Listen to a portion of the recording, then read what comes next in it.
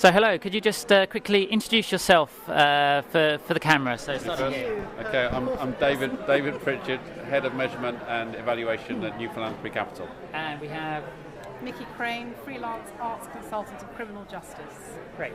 And perhaps we'll start with you, David. Could you just summarise the main findings of the report for us? Summarise the main findings. So, arts can have an impact on reducing reoffending that in turn can create economic value, be it reduced costs to the government or through improved life outcomes for the participants. That's basically the summary. Great. And what about from the audience point of view? How did that come across? Did you find it compelling? Yeah, I have read the report in detail, not just the executive summary, I'm pleased to say, but yes, I mean, I think it's a really good report, and I really support the organisations, UNITAS, Danny Kruger's Only Connect, and Clean Break. I think they're incredible organisations. But I was just saying to David that I'm the arch sceptic, really, in terms of when we produce a report, who are we producing it for and who's listening.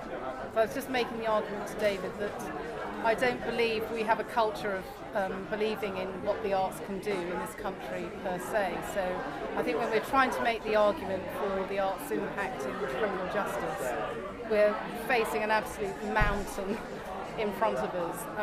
So I think many of us have been working for many years, certainly I have and colleagues have, in trying to produce evidence, and I just don't believe that people are really receptive. I kind of see it as diversionary activity a lot of the time, and I'm not saying that we shouldn't carry on doing it, because we would do it, out of our own integrity and value for our work.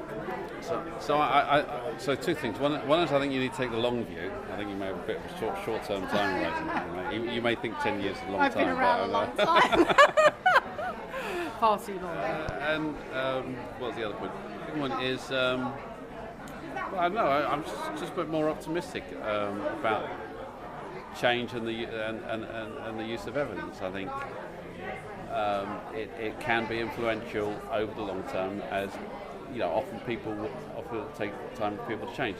So my first paid job was in Northern Ireland, working in the community, the peace and reconciliation sector, when basically I think the underlying change that happened was the older generation died, and the newer generation that had not actually been brought up during the Troubles, the worst of the Troubles, actually then came back, the Jerry Adams, etc., came to power, and the underlying roots of it actually weren't quite the same.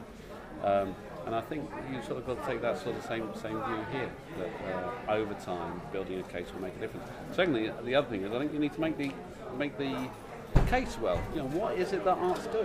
What is it that arts do? And I think here a new way to place to look is in neurological science. There, what is it that arts does in terms of triggering parts of the brain that actually otherwise gets left behind, be it schooling, be it anywhere else? And I know that Camilla Batman-Gelly from Kids Company is doing a lot of really interesting work on trauma and how young people are affected, because she wants to prove partly the physiological effects of trauma on young people. So yes, I'm definitely not saying we shouldn't do it, and actually we're a very motivated bunch of people who will fight to the death to keep proving, in inverted commas, making the case for our work in whatever way we can. But it would be very nice to have a little bit more coming from the other way, and I need more to make me believe that it's worth scrabbling around in the dust for another 10 years. So can someone do a piece of research on when you have created the perfect evidence that somebody has actually triggered a decent amount of money in response to that? I would be very keen to see that. All right, well I'll take up that challenge, Sarah. I'll look for that. Yeah. Perfect. Great, thank you both very much. Thank you. And can we do a dance routine now, please? Please do. The camera's still rolling, so you just go for it.